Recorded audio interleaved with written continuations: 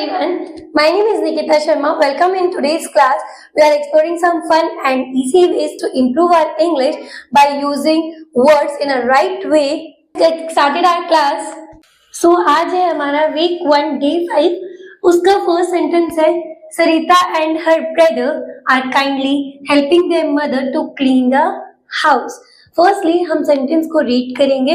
Read करने के बाद हम उसमें सब कुछ फाइंड आउट करेंगे, मतलब उसे ब्रेक डाउन करेंगे और उसके बाद में सेंटेंस में देखेंगे कि कौन कौन सी चीज यूज में आई है. फर्दर वो कॉमा हो, फर्दर वो कैपिटल लेटर्स हो, फर्दर वो कोई भी चीज क्यों ना हो सेंटेंस के अंदर. There all are important for the words and for the grammar.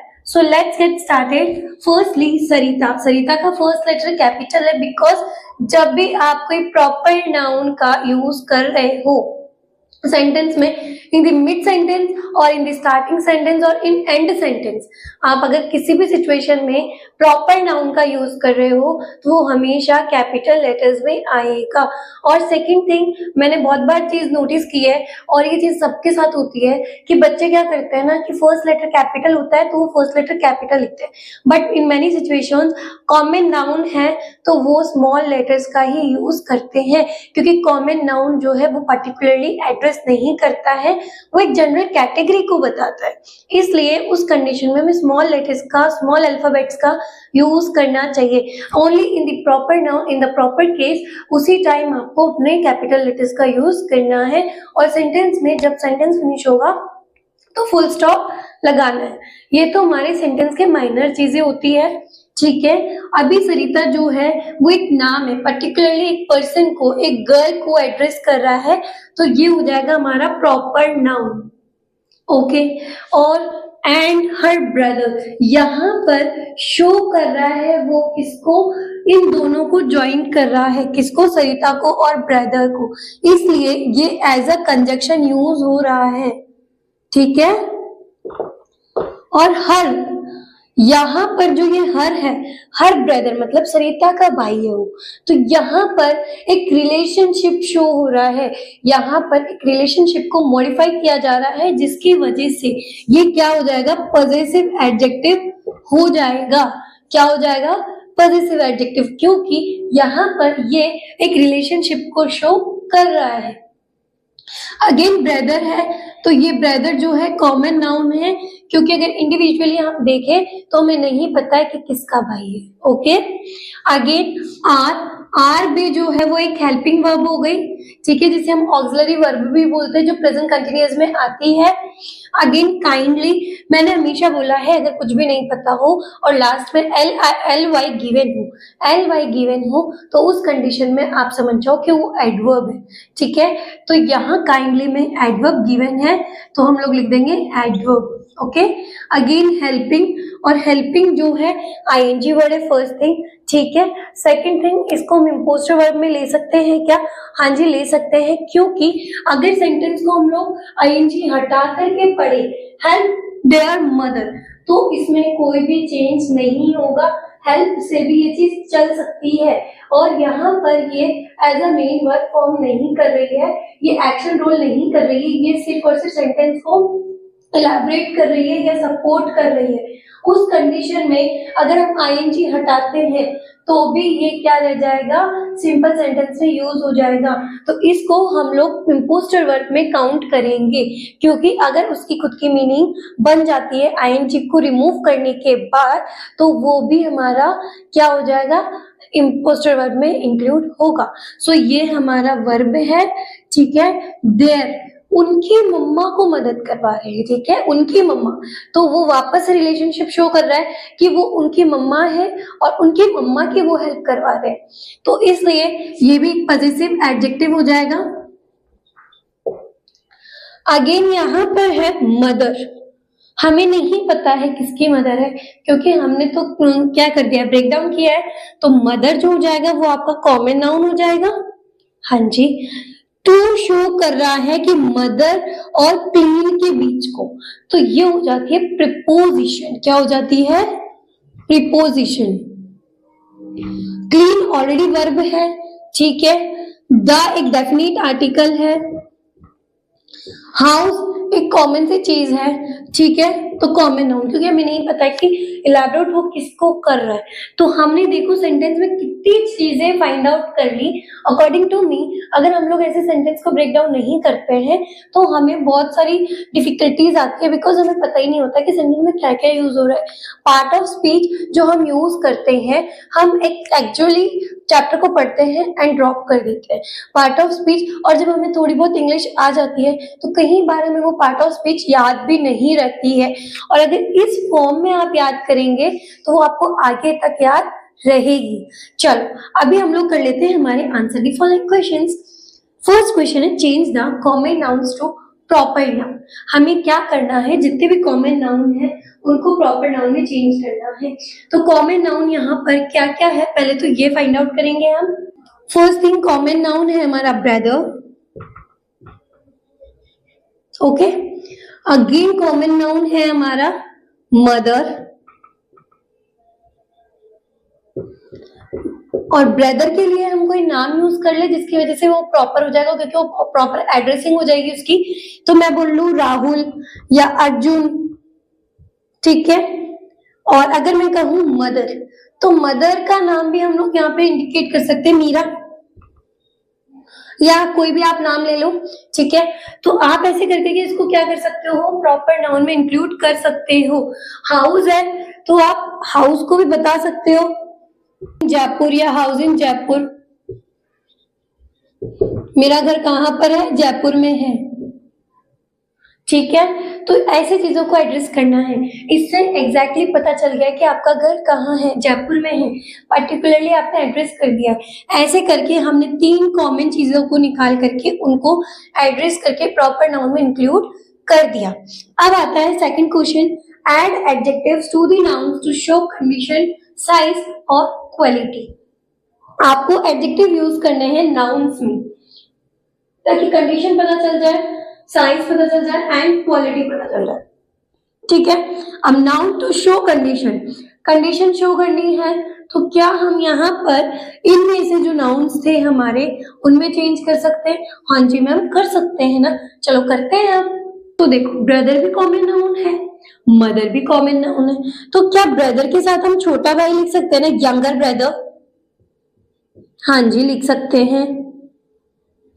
ये भी क्या शो कर रहा है, कंडीशन शो कर रहा है। सेम चीज कंडीशन शो कर देगी मम्मा, और मम्मा कैसी होती है, बहुत केयरिंग होती है अपने बच्चे को लेके, तो हम लिख सकते हैं केयरिंग मदर, यस लिख सकते हैं। तो ये भी सेम हो जाएगा। फिर है हमारी साइज, ठीक है, और साइज हम लोग किसमें शो कर सकते हैं, लार्ज बिग साइज, वो हम शो कर सकते हैं हमारे हाउस में। तो हाउस में साइज की जगह हम ये लिख सकते हैं स्पेशियस, क्योंकि स्पेशियस में भी वो लार्ज वाली साइज ही इंक्लूड करेगा, तो हम लिख सकते हैं ना spacious house, yes. Again beautiful Jaipur,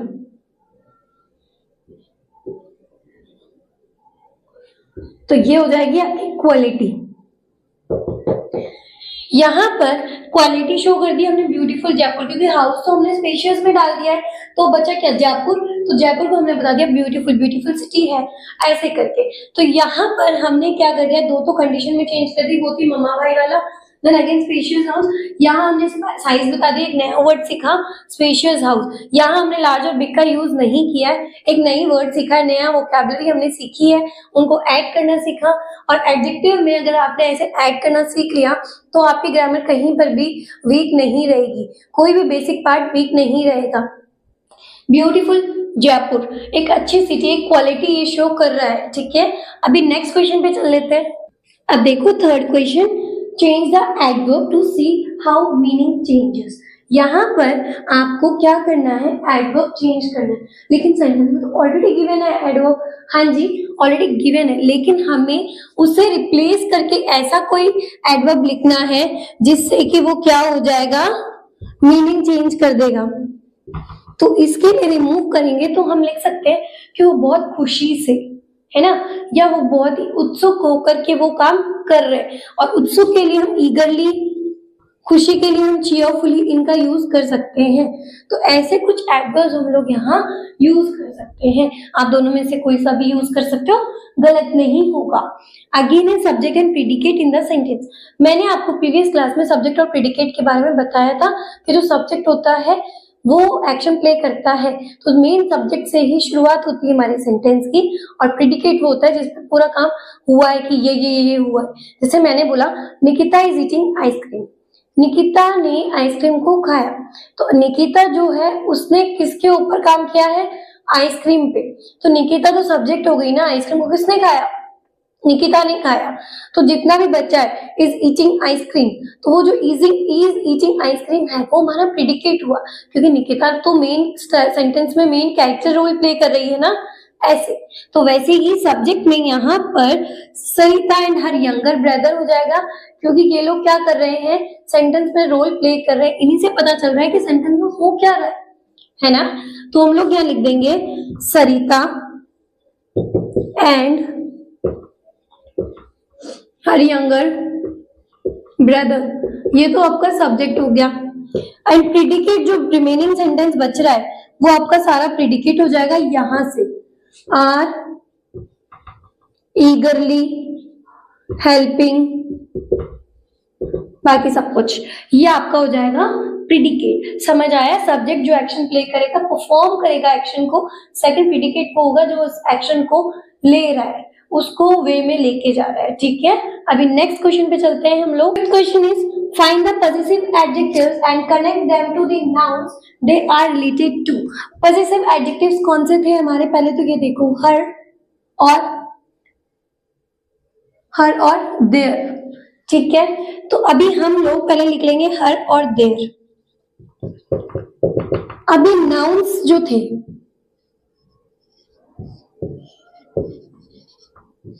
related to,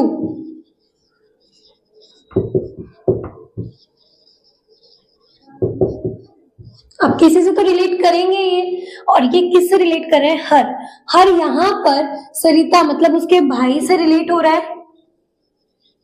हाँ जी, भाई से हो रहा है, क्योंकि वो बता रहे हैं सरिता एंड हर ब्रदर, उसका भाई, तो यहाँ उसके भाई को इंडिकेट किया, एक रिलेशन बताया गया है। यहाँ देयर को नाउन में रिलेट किया जा रहा है, किससे, देयर मदर। यहाँ पर जो नाउन है वो मदर को रिलेट कर रहा है, तो यहाँ हो जाएगा मदर। समझ आई बात कि पॉजिटिव एडजेक्टिव को आपको नाउन से कनेक्ट करना है, और नाउन क्या है, पॉजिटिव एडजेक्टिव ये रहा एंड ये रहा, इनके बाद में नाउन है, ये भी नाउन है, ये नाउन है। हर ब्रदर उसका भाई, किसका भाई, सरिता का भाई, तो ब्रदर का रिलेशन शो हो रहा है ना, हर ब्रदर, ये देखो ब्रदर शो हो रहा है, इसलिए हमने ब्रदर लिख दिया।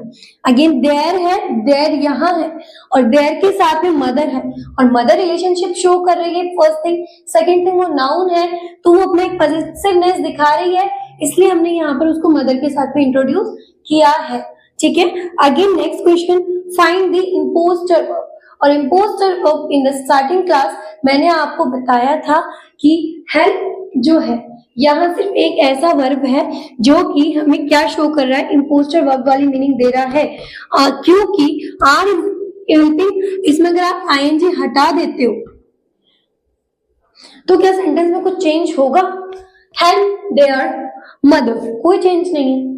आईएनजी लगा दोगे, कोई चेंज है, नहीं, कोई चेंज नहीं है, क्योंकि सेंटेंस तो ऑलरेडी हमें क्या दे रहा है, प्रेजेंट का ही दे रहा है, क्योंकि आर जो है वो हेल्पिंग वर्ब प्रेजेंट कंटिन्यूअस की है, तो काम तो भी हो रहा है ना, उससे कोई लेना देना नहीं है। अगर आप ये सोचो कि आईएनजी से सेंटेंस में ये पता चल रहा है कि वो टेंस का सेंटेंस है, तो कोई कंक्लूजन है ही नहीं, क्योंकि बाकी के हेल्पिंग वर्ब्स भी यहाँ पर यूज हो रही है और वो शो कर रही है कि ये ऑलरेडी प्रेजेंट कंटिन्यूअस में है। तो इस कंडीशन में हम लोग इस आईएनजी को ही इंपोस्टर वर्ब बोलेंगे। क्लियर, समझ आई बात। अब हम लोग पूरे सेंटेंस को एक बार मॉडिफाई करके बता देती हूँ कि सेंटेंस बना क्या है। ठीक है,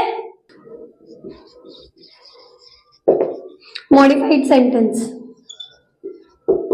okay, Sarita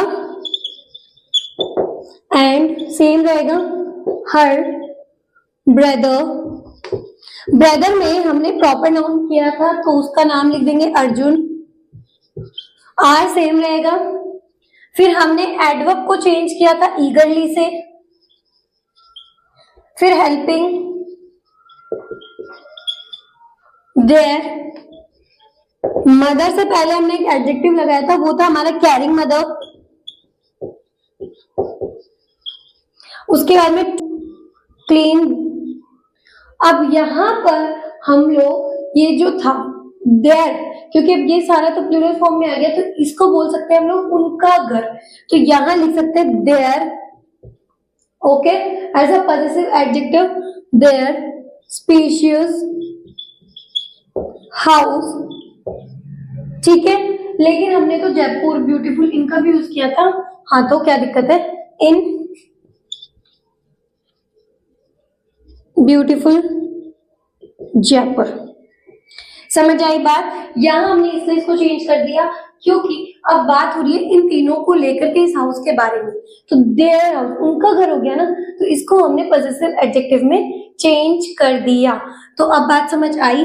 Sarita and her brother Arjun are eagerly helping their caring mother to clean their spacious house in beautiful Jaipur.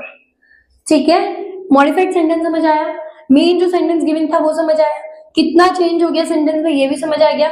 इस तरीके से आप करेंगे तो कई बार बहुत सारे ऐसे क्वेश्चंस होते हैं, बहुत टिपिकल होते हैं, बहुत लेंथी होते हैं, आप उन्हें इजीली फ्रेम कर सकते हैं अकॉर्डिंग टू दिस ट्रिक। तो प्लीज इनको अच्छे से समझो, अच्छे से लाइफ में छोटे छोटे सेंटेंस को डिवाइड करो, फ्रेगमेंट्स में तोड़ो, ब्रेक डाउन करो और उनको समझने की कोशिश करो। जब आप उन्हें समझेंगे तो इजीली आपको समझ आने लग जाएंगे। कोई भी चीज हार्ड नहीं होती है, आप उसके साथ फ्रेंडली बनने की कोशिश करो। हम बोलते हैं ना कि तू मेरा दोस्त बनेगा, क्या तू मेरा फ्रेंड बनेगा? तो फ्रेंडशिप हमें हमारी बुक्स से भी रखनी होती है, बुक्स भी हमारी फ्रेंड्स होती है।